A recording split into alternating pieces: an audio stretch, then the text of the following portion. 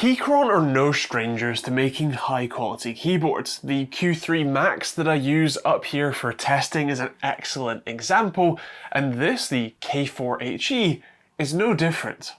It's a high quality, fully featured Hall effect keyboard at a pretty reasonable price tag, so let's take a look around it, test it out, and see why I'm more than happy to recommend this thing.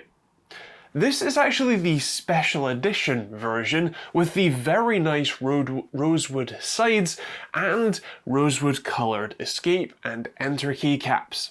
The standard version is $10 cheaper, but I would go for this one as the unique look and fresh design really do help it stand out.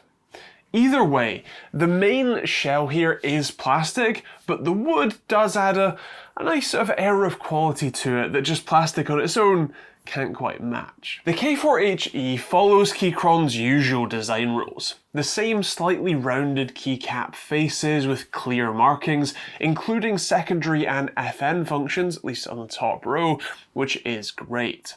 This is a 96% board, so it has basically all of the keys, but in a slightly condensed layout. You've got the arrow keys wedged in between the numpad and a shortened right shift, and delete, home, and page up, page down, and our RGB key extending out from the function row up at the top.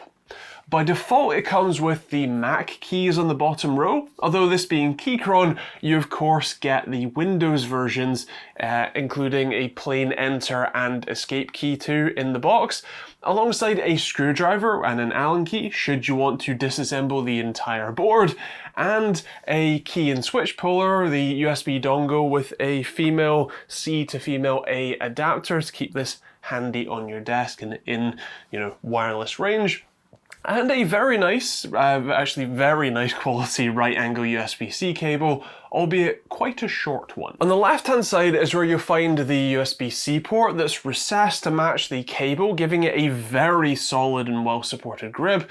Sometimes a little too much, as it's a bit difficult to remove it occasionally. Plus the Mac/Windows switch and the 3-position power switch. Away from you is for 2.4 GHz, the middle is for off/via the cable, and towards you is Bluetooth. To go along with that wireless functionality, you've got a 4000 mAh battery inside, which Keychron claims is good for over 100 hours of usage, at least with the backlight off anyway. It does cap out at 1000 Hz, both wirelessly and wired, although considering this isn't exactly a pro esports marketed board, that isn't exactly a massive problem. It's definitely a nice to have, although as you'll see later from the latency results, it really isn't the biggest deal anyway. Oh, and in terms of adjustability, you've got 2 stages of height adjust feeds, both of which have rubber tips so that the board won't slide around when being used while lifted. Switch-wise, this comes with Gateron Nebula double rail magnetic switches.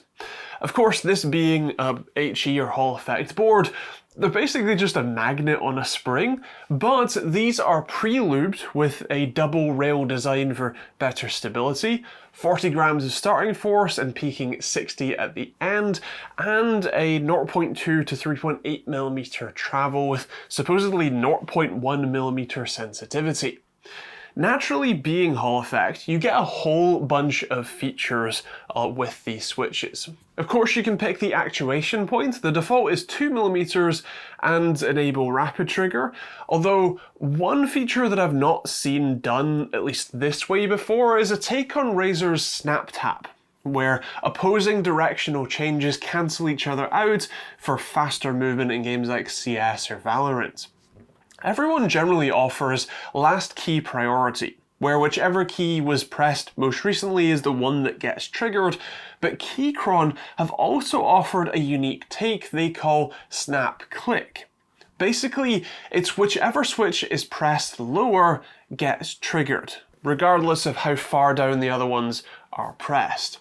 While neither of these features are really for me personally, it is cool to have that option for sure.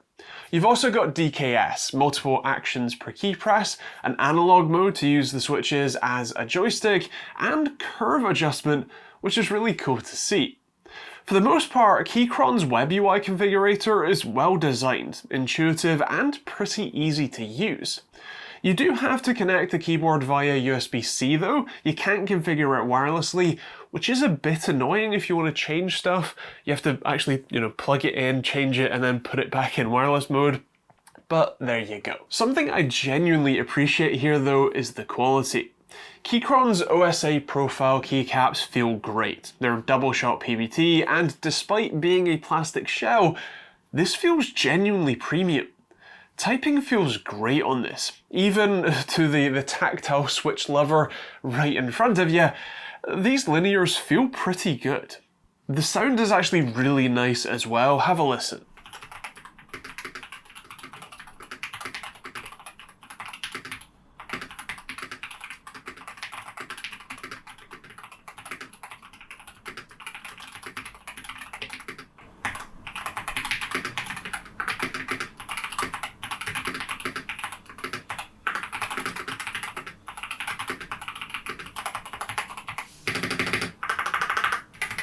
Genuinely, I think this thing punches well above its weight in typing experience. While the Monsgeek Fun 60 boards that I checked out recently are considerably cheaper, even the metal-bodied Fun 60 Ultra, there is definitely something to be said for the quality difference. This plastic board feels noticeably better to type on and to listen to than even the metal Fun 60 Ultra, and how even the included accessories tell that story too. Keychron pack it really well. They include a really nice quality and, huge quick start guide card so that you have everything you need to know printed right there and you don't need to spend any time working out what anything does or how to do even simple stuff. They include a screwdriver to take the board apart if you want to.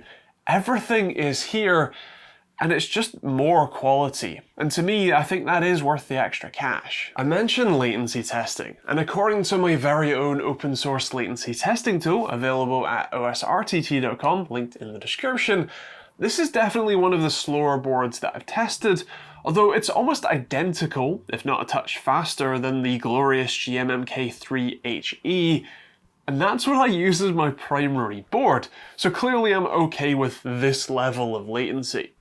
Sure, for the most pro of esports gamers, that might possibly be a problem, but as you can see, you can just drop the latency by reducing the actuation points, which can be worth a good couple of milliseconds if you include the wired versus wireless in there too, so you do have that option.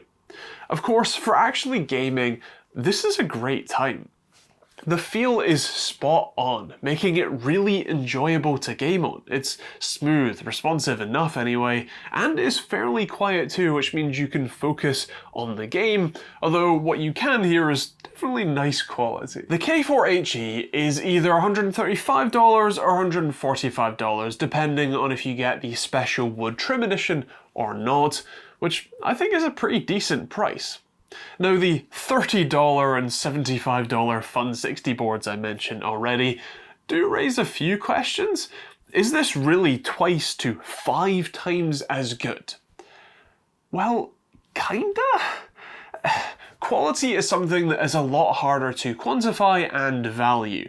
Considering most normal people, keyboard nerds, feel free to make any implications in that you want, don't change their keyboards very often.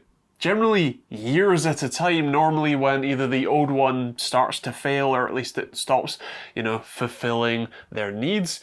So if you've got the cash, I think you should get more enjoyment out of this one in the long run than you will out of the cheaper Fun 60 boards. That doesn't mean that those are a bad choice, far from it, but if your priorities are quality over outright price tag, you'll love this one a lot. If you value the immediate money more than the qualitative experience, then sure, get one of the Fun 60 boards.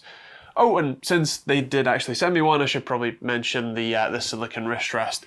It's nice enough, made out of a sort of honeycomb pattern. It's all silicone and very wobbly, and it's a nice mix of supportive and soft. I can't give you much on the longevity, of course, but it sure feels nice, at least for now. So that is the Keychron K4HE. I'd love to hear your thoughts in the comments down below. What do you think about the 96% layout? What do you think about the board itself, the wood trim accents, and if you would rather spend a bit more to get a nicer quality experience? Let me know in the comments down below. Feel free to hit the subscribe button if you want to see more videos like this one. Check out the open source latency testing tool, linked in the description down below. And I also apologise for the noisy vehicles going by. I've been trying this for ages, and also for me having a cold and sounding like crap. I've waited almost a week to try and film this video. This is the best I'm gonna get. I'm immunocompromised. It takes so long to recover. Anyway, hope you're having a good week, and yeah, I'll see you all in the next video.